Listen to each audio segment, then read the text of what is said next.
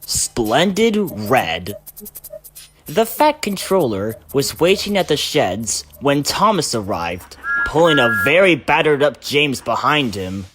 "As a reward for your act of bravery and heroism," said the Fat Controller, "I have decided to give you a branch line all to yourself."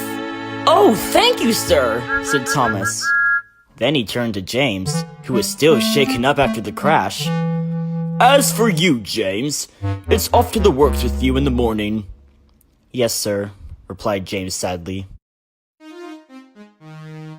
The next morning, Edward took James down the line towards Croven's Gate Works to be repaired. He shunted James into the maintenance shed, and then set off. "Goodbye, James," he called out. "I'll come back to bring you home this afternoon." Soon, the workmen arrived and began working on James. A few hours later, James was as good as new. As he was waiting for the painters to arrive, he looked over and saw two little engines across from him. The engines' names were Skarloey and Rheneas, who were both wearing a bright red coat of paint, with blue stripes and brass fittings.